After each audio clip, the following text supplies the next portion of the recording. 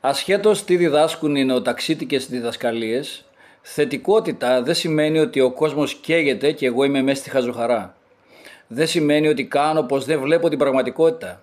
Δεν σημαίνει ότι επιρρύπτω αλλού τις ευθύνες και ξαπλώνω ανάσχελα με το στόμα ανοιχτό, περιμένοντας το μάνα εξ ουρανού να πέσει. Σημαίνει ότι αναγνωρίζω τη σοβαρότητα της κατάστασης και επικεντρώνομαι σε ό,τι θετικό υπάρχει. Θετικότητα σημαίνει δράση.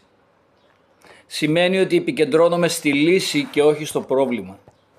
Σημαίνει ότι αγαπώ τόσο πολύ τη ζωή και είμαι ευγνώμων για αυτό το δώρο, ώστε έχω πάρει απόφαση με κάθε τρόπο να κρατώ ψηλά τις δονήσεις μου για να διαφυλάξω την ψυχή και το σώμα μου από τον εκπεμπόμενο φόβο.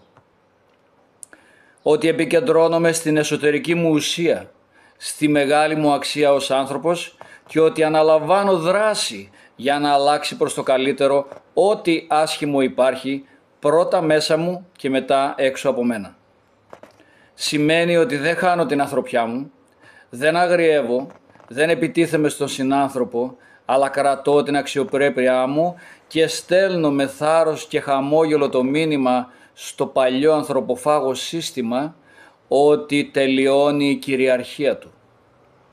Ότι ένας νέος, πιο φωτεινός, πιο δίκαιος, πιο υγιής και πιο ελεύθερος κόσμος αναδύεται και ότι θα αγωνιστώ με όλες μου τις αγαθές δυνάμεις να καρποφορήσει, ακόμα κι αν είναι το τελευταίο πράγμα που θα κάνω πάνω στη γη.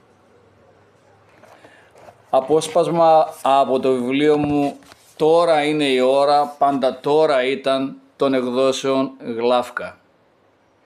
Ένα μήνυμα λόγω της ημέρας του Αγίου Πνεύματος. Εύχομαι όλοι να φωτιστούμε και να πάρουμε τη θέση των ανθρώπων. Την αγάπη μου.